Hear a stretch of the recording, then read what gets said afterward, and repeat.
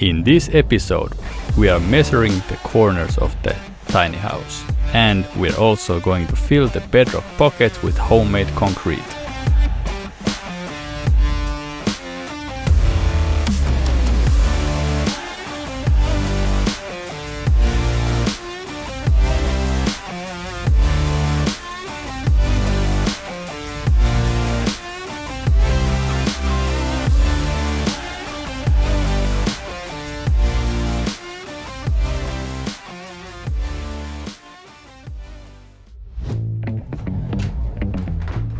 In the last video we cleaned the bedrock because we didn't want to leave any organic material under the tiny house, which could have caused moisture and pest problems later on. Pillars are going to be fairly short in the upper part of the bedrock, so it wouldn't have taken much time for grass and other weeds to start growing and reaching the floor beams of the tiny house. And now, especially when we are not using pressure-treated lumber in the floor beams, we really do want to keep the nature out of touch of the tiny house.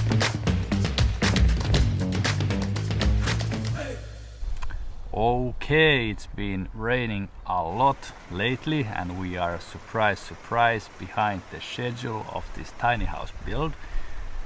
In one of the previous videos we cleaned up this bedrock. You can check the video somewhere here. Now it's time to start measuring and marking the corners of the tiny house so we know where the pillars are gonna be built. And also today we're gonna start filling these pockets on the bedrock. It's been really good that it has rained, so now we can see where the water actually gathers. It shouldn't rain today, we have lots to do, so let's start working.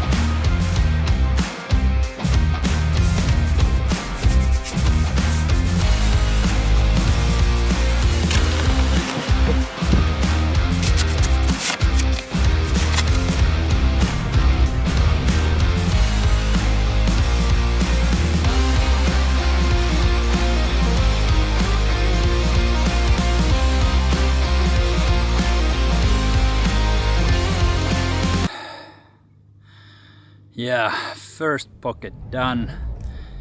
Now it's time for the second one. Smaller though.